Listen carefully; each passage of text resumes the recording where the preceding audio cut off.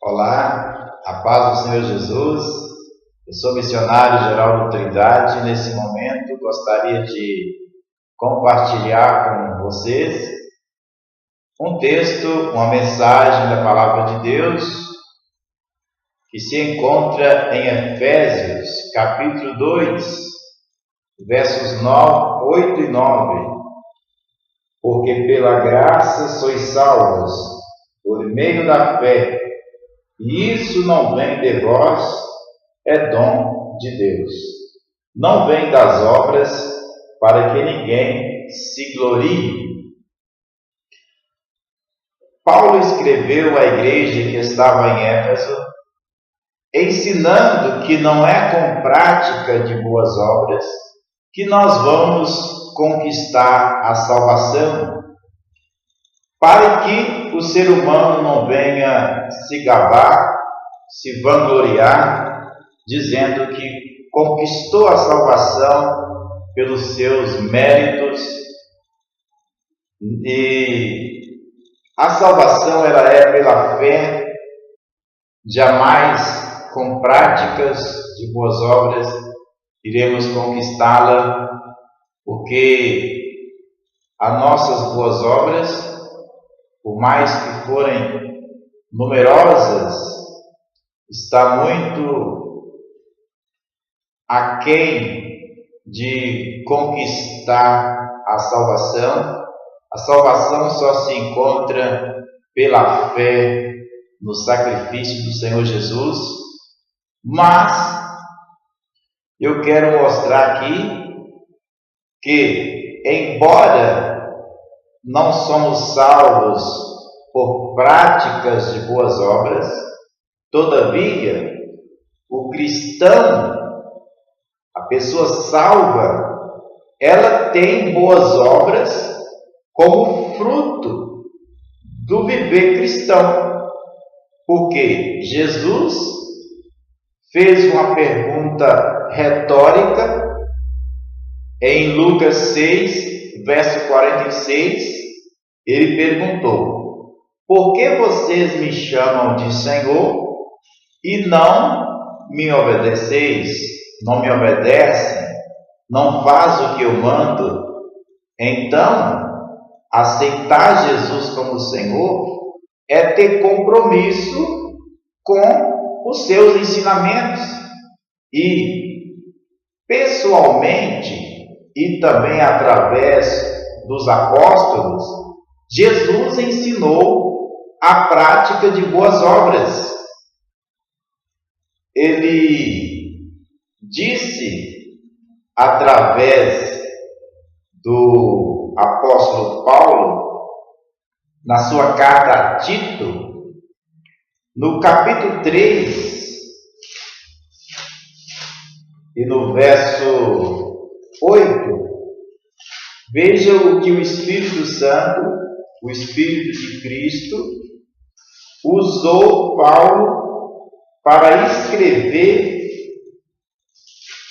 assim: fiel é a palavra. Que palavra? Palavra de Deus.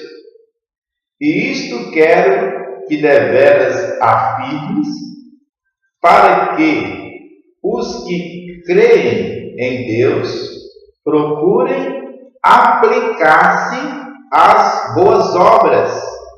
Estas coisas são boas e proveitosas aos homens. Paulo está dizendo que a palavra de Deus é fiel, e Tito deveria ensinar isto para que aqueles que acreditam em Deus procurassem se aplicar à prática de boas obras. Então, nós temos aqui a prática de boas obras como mandamento para a pessoa que foi salva pela graça e não pelas obras. Veja também no verso 13 e 14 de Tito, capítulo 3, acompanha com muito cuidado Zenas, doutor da lei, e Apolo, para que nada lhes falte. E os nossos aprendam também a aplicar-se às boas obras nas coisas necessárias, para que não sejam infrutuosos. O apóstolo Paulo escreveu esta carta para Tito, e ele está dizendo: olha, Tito, vai chegar aí 2 obreiros, tenha cuidado para não faltar nada de que eles precisam, supra as suas necessidades. E os nossos, quer dizer, aqueles que pertencem à fé cristã, aqueles que foram salvos pela graça, procurem se aplicar à prática de boas obras nas coisas necessárias, para que não sejam infrutuosos. Pessoas que se dizem cristãs, que foram salvas pela graça, mas elas não praticam boas obras, a Bíblia está falando que são pessoas infrutuosas. Infrutuosas. E nós podemos ver aqui em João, abra aí a Bíblia, Epístola de João, capítulo 3, versos 17 e 18, está escrito assim. Vamos ler o 16 também. Conhecemos o amor nisto, que Ele quem? Jesus, deu a sua vida por nós, e nós devemos dar vida pelos irmãos. Quem, pois, tiver bens do mundo, e vendo seu irmão necessitado, lhe endurecer o seu coração, fechar o coração, como estará nele o amor de Deus? João está perguntando. Quem tem recurso financeiro, vê o seu irmão necessitado, endurece o coração, arruma justificativas para não ajudar, como o amor de Deus vai estar nessa pessoa? Verso 18. Meus filhinhos, não amemos de palavra, nem de língua, mas por obra e em verdade. Então, é possível praticar boas obras sem ter amor no coração.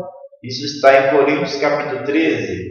Mas é impossível a pessoa realmente amar o próximo e não praticar boas obras dentro das suas possibilidades.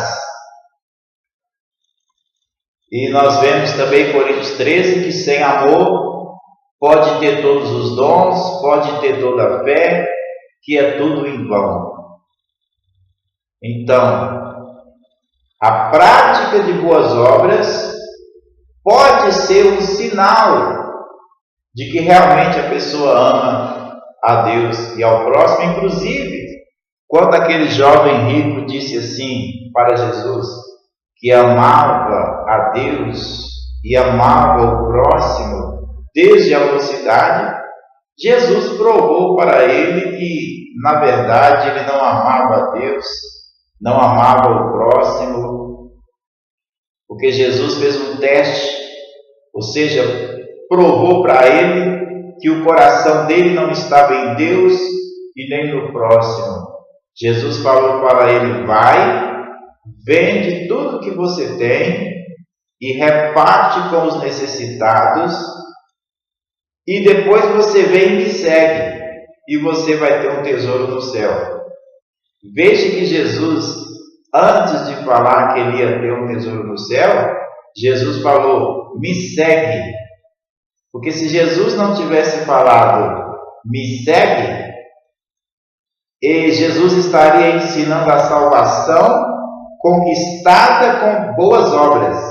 Então era só ele vender, repartir com os pobres e teria o tesouro no céu.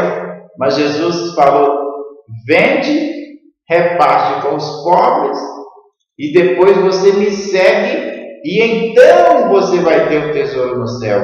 Ou seja, seguir Jesus significa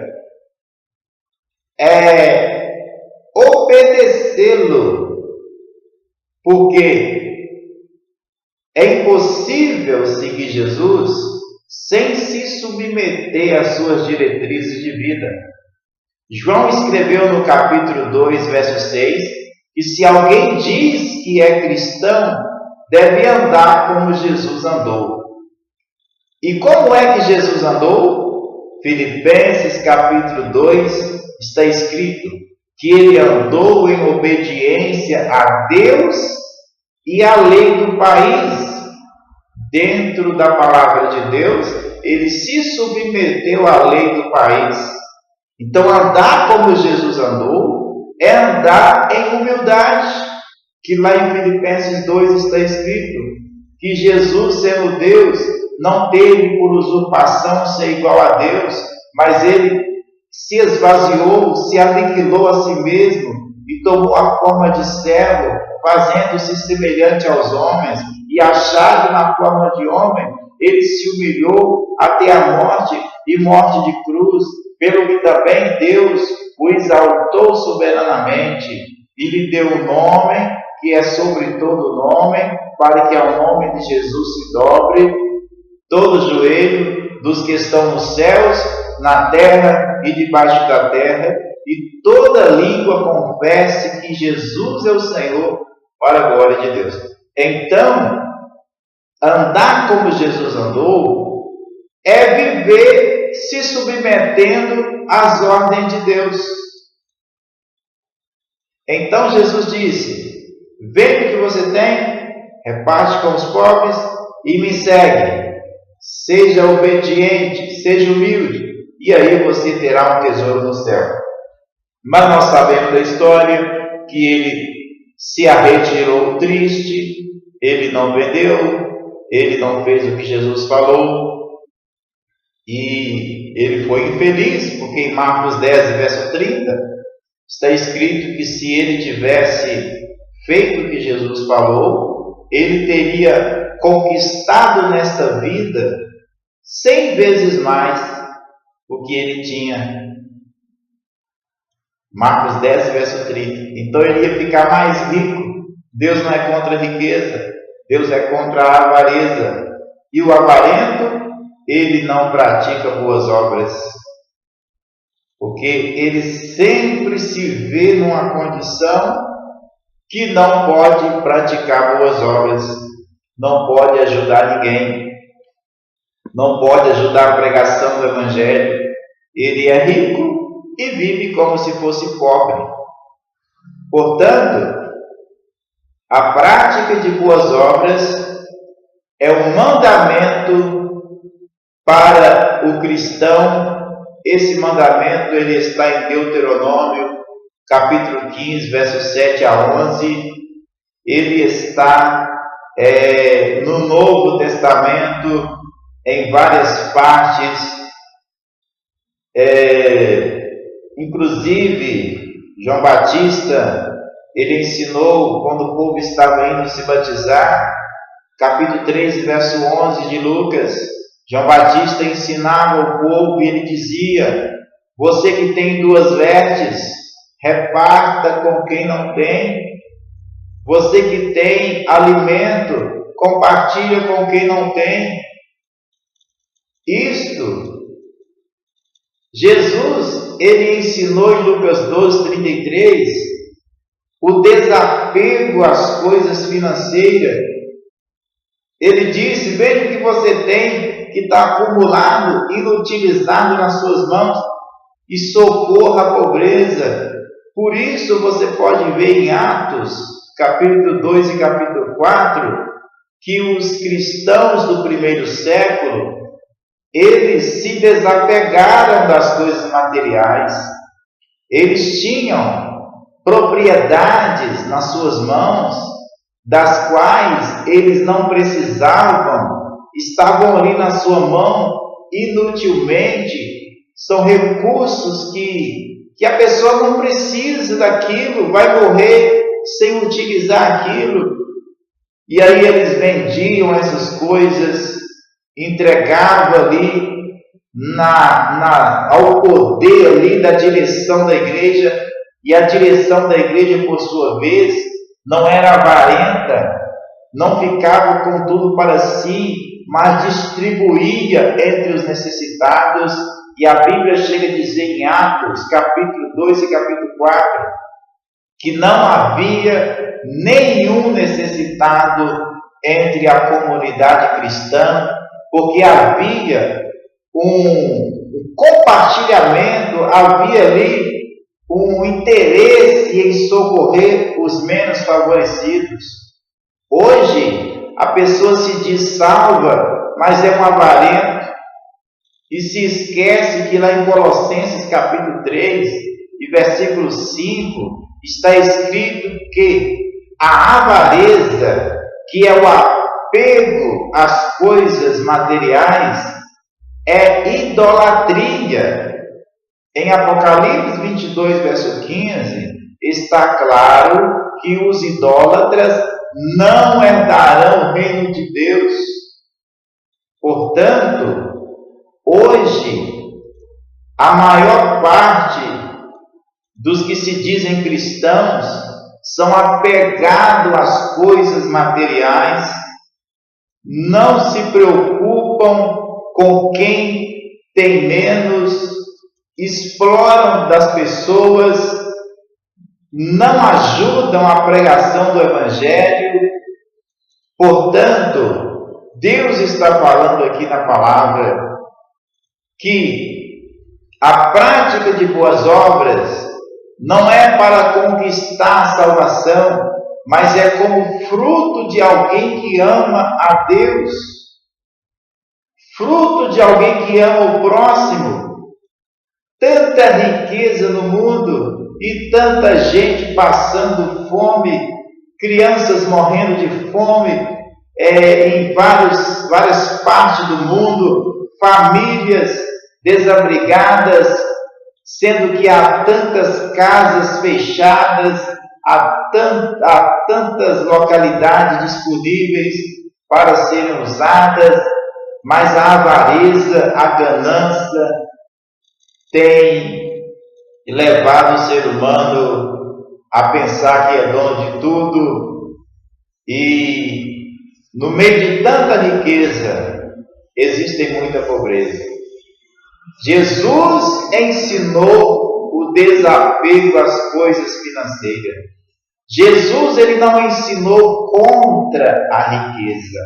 A Bíblia diz em Provérbios 10, 22, que a bênção do Senhor enriquece e não acrescenta dor. Jesus disse em Lucas 6, 38, dai e vos será dado, boa medida, recalcada, sacudida e transbordando vos darão, porque com a mesma medida com que medirdes, vos medirão de novo. O que é que Jesus está ensinando? Se a pessoa tem e ela compartilha, ela vai receber de volta multiplicado. Significa que Jesus não é contra a abundância. Paulo diz em Coríntios, segunda carta aos Coríntios, capítulo 9, verso 6, que quando a pessoa planta, ela abre a mão e compartilha, ela vai colher na proporção do que plantou. Eu repito, Jesus falou em Marcos 10, verso 30, que quem abre mão de recursos financeiros para socorrer a pobreza, para proporcionar recurso para a palavra dele ser pregada, está escrito lá, Marcos 10, verso 30, que a pessoa vai receber 100 vezes mais nesta vida. Quer dizer que Jesus ele não é contra a riqueza, ele é contra o apego às coisas. E poderíamos citar tantos textos. Eu posso deixar para você ler Provérbio 11, 24 e 25. Posso deixar Provérbio 19, verso 17. Mateus 10, 42. Timóteo, capítulo 6, verso 17 e 18. Tem uma ordem lá para os ricos, para eles não serem altivos, arrogantes, e nem confiar na riqueza, mas devem confiar em Deus. E lá também tem uma ordem para eles ser comunicáveis, ser pessoas generosas, se enriquecer em boas obras. Está lá, primeira carta de Paulo a Timóteo, capítulo 6, 17 e 18. Existe esta ordem, eu vou só ler aqui para você. Olha, manda aos ricos deste mundo que não sejam altivos, arrogantes, nem ponham a esperança na incerteza das riquezas, mas em Deus, que abundantemente nos dá todas as coisas para delas gozarmos, que façam o bem. Está falando de prática de boas obras, enriqueçam em boas obras. Tem pessoas que são ricas, mas em boas obras são pobres, porque são avarentas, e dizem que aceitou Jesus, dizem que é pastor, dizem que é missionário, dizem que é evangelista, dizem que são pessoas salvas, mas na verdade não são, porque são avarentas, são apegadas às coisas materiais. E Colossenses 3, verso 5 diz que a avareza, a idolatria, e Apocalipse 22, 15 diz que o idólatra não herdará o reino dos céus. Então, se você não se converter desta avareza, você não vai entrar no reino dos céus. Embora a salvação não se conquista por boas obras, mas quando uma pessoa não pratica boas obras, ela está desobedecendo a Deus e provando que não ama o próximo. Como nós lemos em 1ª Epístola de João, capítulo 3, verso 18, verso 17, que se alguém endurece o coração e não socorre o necessitado, como é que tem amor de Deus no coração dessa pessoa? E se a pessoa não ama a Deus, não ama o próximo, está perdendo tempo nas igrejas. Veja bem, porque o maior mandamento, e a lei se resume neles, os maiores mandamentos: amar a Deus sobre todas as coisas e ao próximo como a si mesmo.